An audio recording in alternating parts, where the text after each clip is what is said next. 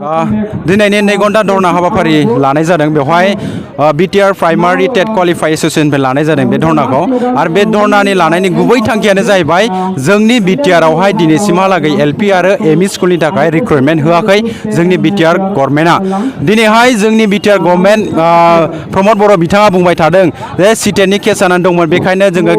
LP एमइनि थाखाय recruitment होनो हायाखै नोंथांमोना सिटेटनि केसखौ उइथड्र खालामनानै लाबोनो हाबानो नोंथांमोननो लोगो लोगो जोङो एडभार्टाइजमेन्ट होगोन बुंदोंमोन दिनैहाय सिटेटनि केसआ उइथड्र जानानै थांबाय 19 फेब्रुवारि 2023 नि थांनाय बेसेबांबा मास जालांबाय दिनैसिम एडभार्टाइजमेन्ट गैया बेजों लोगोसे बिथाङा बिनि उनाव बुंबावदों स्पेशेल टेट खुंगोन स्पेशेल टेट खुंखांबानो एडभार्टाइजमेन्टखौ नोंथांमोननो होगोन होननानै बुंदोंमोन दिनै स्पेशेल टेट खुंनानै खुनलांखावनो जोब्बाय नाथाय दिनैसिमहालागै एडभार्टाइजमेन्ट गैया जोबोद दुखुनांथाव बाथ्रा बियो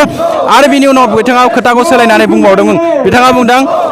SIU एप्रुभनि थाखाय प्रप'जाल थांदों आसाम गभर्नमेन्टआव नाथाय आसाम गभर्नमेन्टआ प्रप'जालखौ एक्सेप्ट खालामाखै बा एप्रुभ हराखै बे खोथाखौ बिथाङा जोंनो सिगाङाव फोरमायबाय थादोंमोन बा मिडियानि सिगाङाव बिथाङा बुंबाय थादोंमोन नाथाय दाख्लै थांनाय जोंना आसामनि एसेम्बलि सेसन बे एसेम्बलि सेसनाव जोंनि सोलोंथाइ मन्थ्रि डक्टर रनज पेगु बिथाङा बुंदों जे बिटिआरनिफ्राय जेसेबांनाखि SIU एप्रुभनि थाखाय प्रप'जाल फैनाय बेखौ जोङो एक्सेप्ट खालामबाय प्रप'जालखौ होबाय एप्रुभ खालामबाय लोगोसे स्पेशेल टेट खुंनांगौ जादोंमोन बेखौबो स्पेशेल टेटखौ खुंनानै होबाय नाथाय गासिबो बिटिआरनिफ्राय जा खामानि मावनांगौ एलपि इउपि स्कुलनि थाखाय बेखौ आसाम गभर्नमेन्टआ गासैखौबो मावनानै होजोब्बाय नाथाय दिनैहाय बिटिआरनि सरकार प्रमद बर' बिथांजों दैदेनजानाय बे सरकारा दिनै मानो एलपि आरो एमइ स्कुलनि थाखाय रिक्रुटमेन्ट होआखै बियो जोंनि थाखाय जोबोद दुखुनांथाव बाथ्रा दिनैहाय जोंनि बिटिआरनि मोनफ्रोमबो स्कुलावनो दिनैहाय सिंगल टिचार जिर' टिचार जानानै दङ जेरै जोंनि RTE एक्ट मथे 30:1 टिचार थानांगौ दिनैहाय गोबां बेबायदिनो स्कुल दङ जेराव स्कुलाव टिचार गैयिनि थाखाय क्वालिटि इडुकेसन होनो हायाखै आरो दिनैहाय जोंनि प्रमद बर' बिथाङा बुंबाय थायो मिटिं दावथिङाव क्वालिटि इडुकेसन बुंबाय थायो बिथाङा पलिटिक्सआव फैनायनि सिगां बिथाङा बुंदोंमोन आं पलिटिक्सआव फैयोब्ला आङो पलिटिक्सआव फैखांनायनि उनाव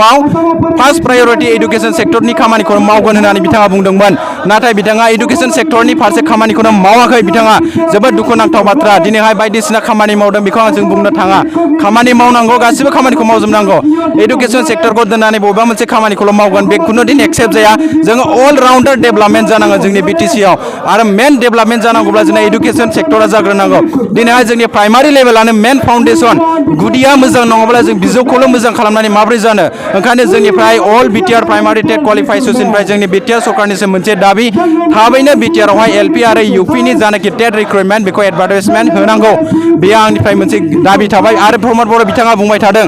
75% टेट क्वालिफाइ केन्डिडेटफोरनो रिक्रुटमेन्ट होखांबाय होननानै नाथाय बबे बिथिंजों बिथाङा 75% टेट केन्डिडेटफोरनो साख्रि होखो बेनि जोंनो एन्सारखौ नांगौ जोंनि प्रमद बर' बिथाङा बेनि एन्सारखौ जोंनो थाबैनो होनांगौ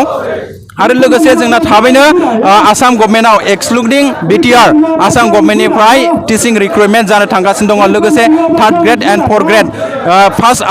फार्स्ट उइकआवनो बेनि एडभार्टाइजमेन्टआ ओंखारसिगोन दा जोंबो लुबैयो बिटिआरआवहाय आसामनि जानाखि एडभार्टाइजमेन्ट ओंखारगोन बेजों लोगो लोगोनो बिटिआरनि एडभार्टाइजमेन्टआबो ओंखारफानांगौ बेयो आंनिफ्राय आरो जोंनि बिटिआर प्राइमारि टेट क्वालिफाइ एसोसिएशननिफ्राय बियो जोंनि बिटिआर सरकारनिसिम बियो दाबि थाबाय जोंनि दाबिखौ थाबैनो बिथाङा एक्सेप्ट खालामनांगौ आरो थाबैनो एडभार्टाइजमेन्टखौ फोसावनांगौ एसेनोसै गोजोन्थों